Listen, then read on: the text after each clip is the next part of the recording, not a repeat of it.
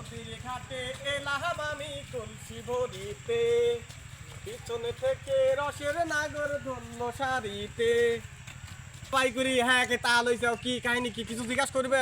অবশ্যই জিজ্ঞাসা করবো। তুমি তুমি কিসের জন্য তাত বাই করে লইছাও? তুমি এরকম মন খুলে গান করছাও, তোমার মন খুলে তো বিষয়টা গান কি? গাবো আজকে, আমি মন খুলে গান গাবো। আমার নাগর বিদেশ থেকে আসবে আজকে।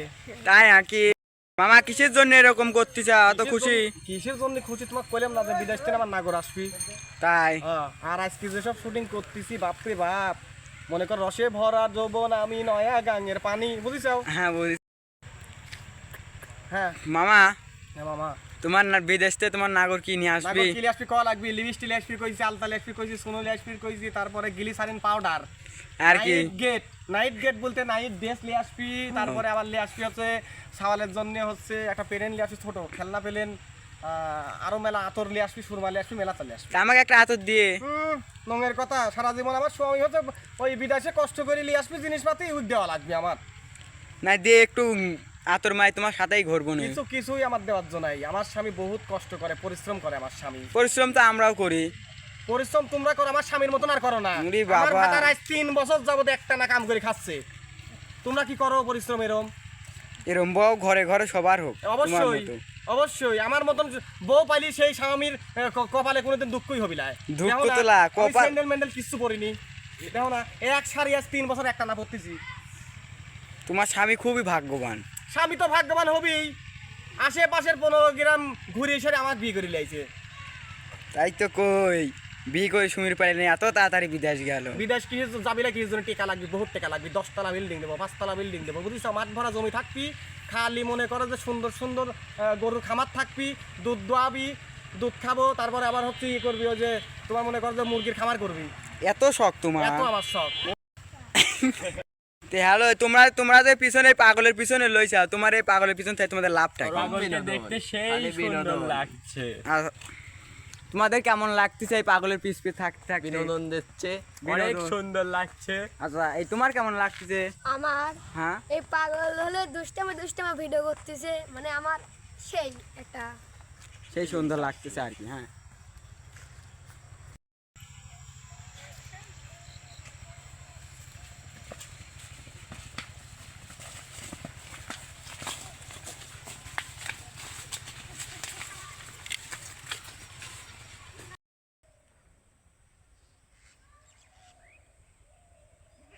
যে দর্শক বন্ধুরা সবাই দেখেন, আমরা এক জায়গায় শুটিং করলাম, এখন আবার নদীর ঘাটে যাব শুটিং করতে।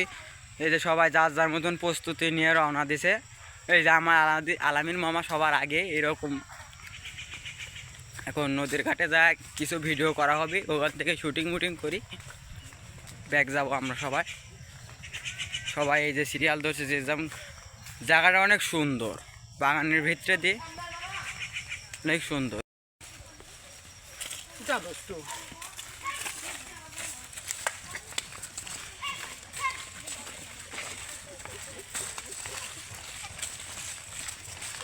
গাইস, এই যে আমরা নদীর ঘাটে চলে আসছি সবাই। এই যে নদীর ঘাটে এটা ভিউটা দেখেন। আর এই যে আমাদের আর্টিস্টরা সব এই যে পিছে আছে। এই যে আমাদের মামা। মামা একটা ডায়লগ মারো। নদীর পারে যাইও না, নদীর পারে নদীর পারে একলা গেলে তোমাকে পরপুরুষে ধরতে পারে, পরপুরুষে ধরতে পারে। আসো হেনি শর্ট হবিনি, আসো। এই যে সবাই চলে আসো, সবাই চলে আসো। এই যে নদী শুকাই গেছে, কিন্তু পানি আছে হালকা নিচ দিয়ে। সুপ্রিয় দর্শক মণ্ডলী, নদীর ঘাটে শুটিং করার সময় বিশাল বড় একটা সাপের খোসা। মামা তোলো তো দেখি এটা। কি মাই গড, আমি এতটা ভয় পাইছি আসলে, আমি ভয় পাইয়া গেছি কিন্তু সত্যি কথা। হ্যাঁ তোলো তোলো। ও মাই গড, এটা দাঁড়ার সাপের খোসা না? না না, এটা ঘুঘু সাপ না, এটা দাঁড়ার সাপ। দাঁড়ার সাপ তোমার লম্বা হয়, আর ঘুঘু সাপ হচ্ছে জায়গায় জায়গায় করে, একদম জায়গায় জায়গায় ছিটাই রাখে। হ্যাঁ অনেকখানি ভয় পাইছি কিন্তু।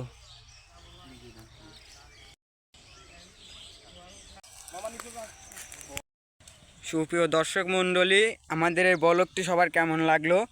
সবাই লাইক কমেন্ট শেয়ার করবেন, সবাই চ্যানেলটির সাথে সাথে থাকবেন। খোদা হাফেজ, আবার পরের ভিডিওতে দেখা।